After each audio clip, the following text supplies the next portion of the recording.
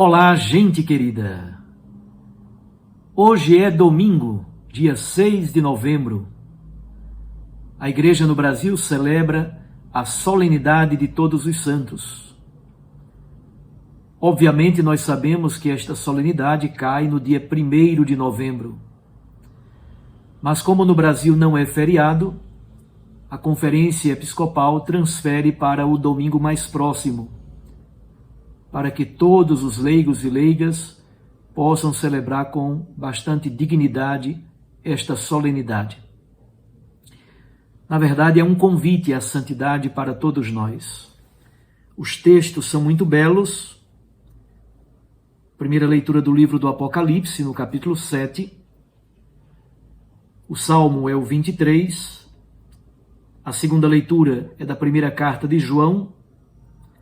E, finalmente, o texto do Santo Evangelho é o texto das bem-aventuranças do Evangelho de Mateus.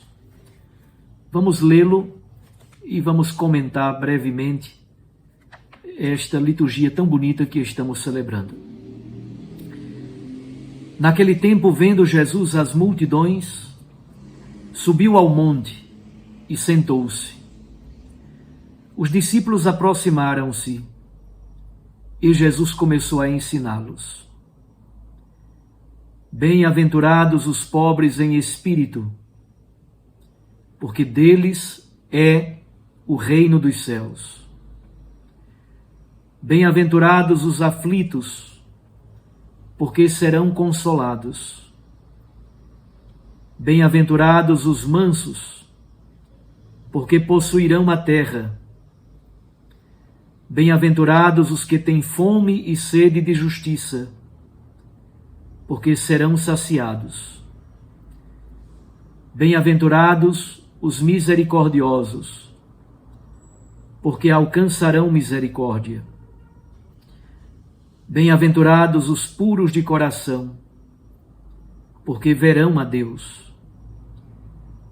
Bem-aventurados os que promovem a paz, porque serão chamados filhos de Deus. Bem-aventurados os que são perseguidos por causa da justiça, porque deles é o reino dos céus. Bem-aventurados sois vós, quando vos injuriarem e perseguirem, e mentindo, disserem todo tipo de mal contra vós por causa de mim. Alegrai-vos e exultai, porque será grande a vossa recompensa nos céus. Palavra da salvação. Glória a vós, Senhor. Minhas irmãs e meus irmãos, santidade. O livro do Apocalipse, na primeira leitura, no versículo 4, fala de uma multidão de 144 mil, de todas as tribos de Israel. Sabemos que 144 mil é 12 vezes 12 vezes 1000. Temos aqui os santos do Antigo Testamento, da Antiga Aliança. Mas logo em seguida, no versículo 9, São João, autor do Apocalipse, diz: eu vi também uma multidão imensa, que ninguém podia contar, de todas as nações, tribos, povos e línguas. Significa que, se é verdade que um grupo bom do Antigo Testamento experimentou a santidade, o versículo 9 alarga a perspectiva, porque agora, em Cristo Jesus, o santo por excelência, em Cristo Jesus, a santidade é um convite, é uma vocação para todos, uma multidão imensa. E quem são estes? Eles estão de pé diante do Cordeiro, isto é, louvam e adoram o Cordeiro, mas eles trajam vestes brancas e tem palmas na mão. E a expressão do Apocalipse é tão bonita. Suas vestes brancas foram alvejadas no sangue do Cordeiro. Parece irônico e paradoxal alvejar uma veste em sangue. Mas significa passaram pela grande tribulação, foram perseguidos, foram martirizados, são testemunhas. É isso que nós estamos celebrando. Todos os santos, os canonizados e os muitos anônimos. O Papa Francisco, na carta apostólica Alegrai-vos e Exultai, de 2018, ele utiliza uma expressão muito engraçada: os santos ao pé da porta. Isto é, a nossa vocação é para a santidade. São João, na segunda leitura, diz mais ou menos a mesma coisa, mas São João, de modo mais profundo e belo, nos diz o que significa ser santo. Significa sermos filhos de Deus, e nós nos tornamos filhos de Deus no Filho que é Jesus Cristo. Os filhos são herdeiros da promessa.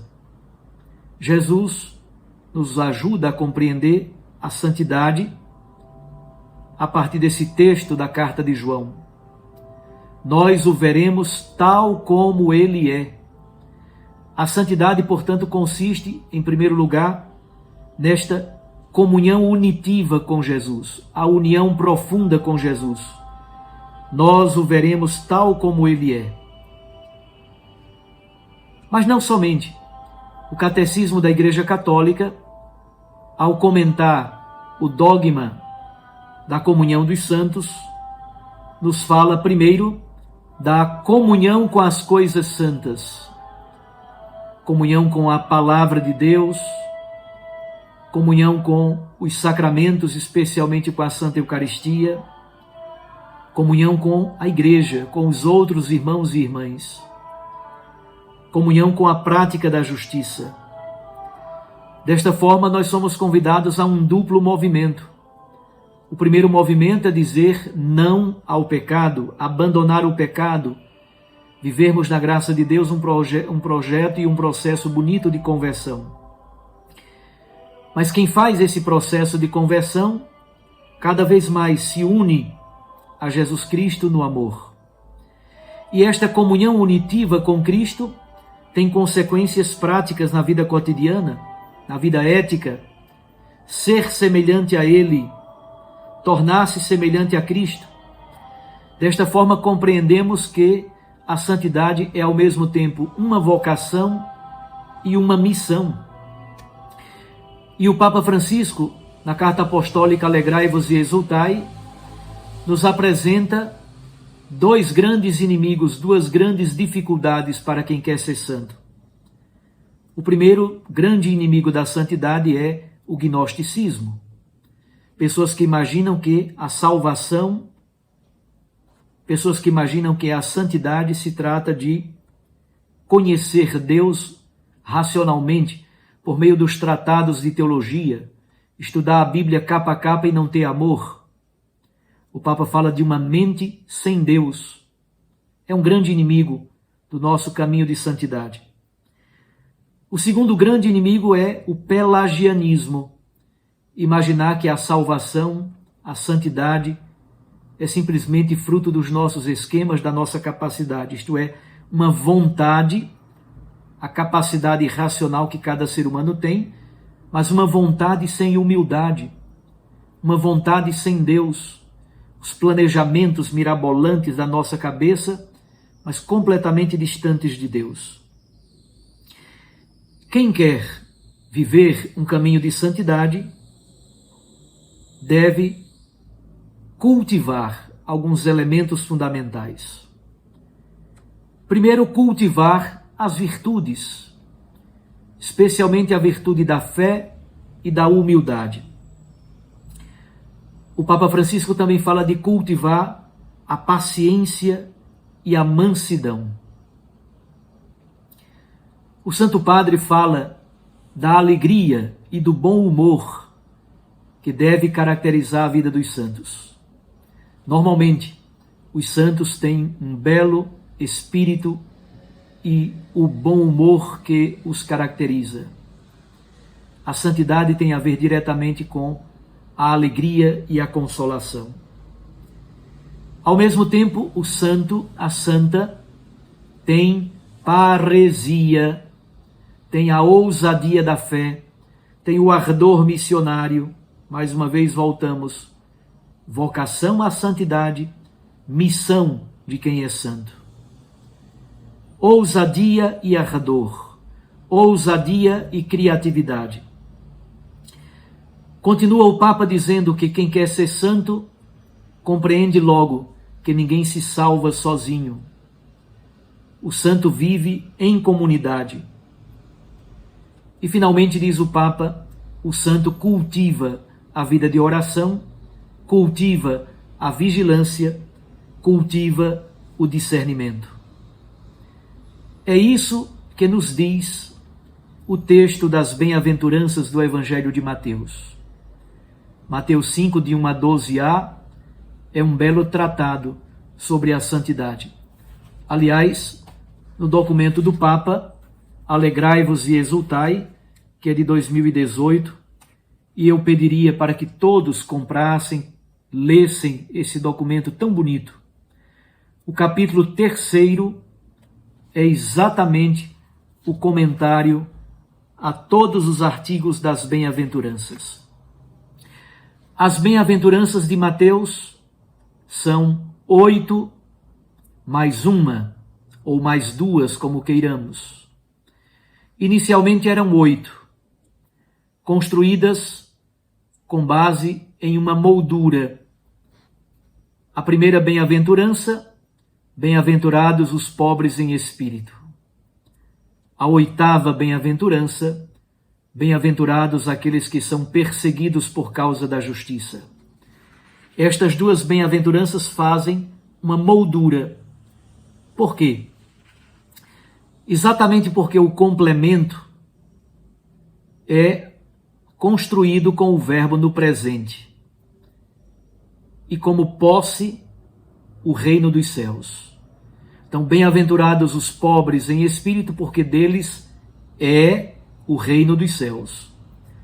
Bem-aventurados os que são perseguidos por causa da justiça, porque deles é o reino dos céus. Então vocês percebem que há uma moldura em cima e embaixo. Já foram escritas muitas páginas sobre esses tais dos pobres em espírito. Mas fundamentalmente o pobre em espírito é alguém que não se basta a si mesmo. Alguém que sabe que necessita de Deus. Maria Santíssima é a pobre por excelência. É humilde. Não é simplesmente pobreza do ponto de vista socioeconômico, mas é também. A pobreza socioeconômica, com humildade, leva a pessoa a ter o senso profundo de Deus, a necessitar de Deus, a esvaziar-se para que Deus seja tudo nela. E por isso mesmo, quem depende de Deus, quem constrói a vida em Deus, luta pela justiça e até é perseguido por ela. As 6 outras bem-aventuranças são todas construídas no futuro. Os que choram, porque serão consolados, os mansos, porque herdarão a terra, os que têm fome e sede de justiça, porque serão saciados, os misericordiosos, porque alcançarão misericórdia, os puros de coração, porque verão a Deus, e os fazedores de paz, porque serão chamados filhos de Deus. Aquilo que o mundo diz, exatamente o contrário. Chorar, ser manso, ter fome e sede, ser misericordioso, ser puro, ser construtor de paz. O mundo diz, vocês são uns abestados, uns estúpidos. Jesus diz, vocês são felizes, bem-aventurados, Makarioi. Finalmente, o texto do Evangelho de Mateus, não sabemos precisamente em que momento, acrescentou 2 versículos, o versículo 11 e o versículo 12. Bem-aventurados sois vós, quando por causa de Cristo, vos injuriarem, vos perseguirem e mentindo disserem todo tipo de mal contra vós. Certamente, este versículo 11 é do período em que o Evangelho de Mateus foi escrito. Os cristãos já estavam sendo perseguidos no Império Romano. E a beleza do versículo 12, por isso, alegrai-vos, exultai, grande será a recompensa nos céus.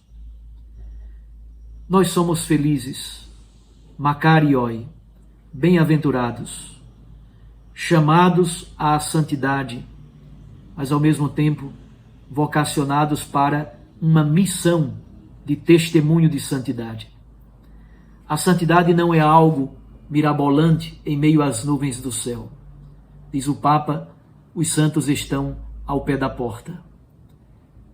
Comunhão com os santos, com as coisas santas, com a palavra, com os sacramentos e com a justiça. Comunhão com a igreja peregrina na caminhada da terra, os santos que estão peregrinando. A igreja padecente, que está no purgatório, em processo de purificação, e a igreja triunfante, que contempla Deus face a face. Os que foram canonizados e os muitos santos anônimos, que louvam o Senhor e intercedem por nós, que continuamos na transitoriedade da história. Um abraço a você. Fique com Deus e com sua Mãe Maria Santíssima. Deus nos dê a graça de uma vocação à santidade e de uma missão de santidade. Com humildade, com espírito de pobreza e, sobretudo, esvaziados, para que Deus seja tudo em nós. Chamados a ser santos, filhos de Deus, numa união profunda com Cristo e, por isso mesmo, testemunhas de Cristo no mundo. Eu os abençoo em nome do Pai e do Filho e do Espírito Santo. Amém. Até amanhã, se Deus nos permitir.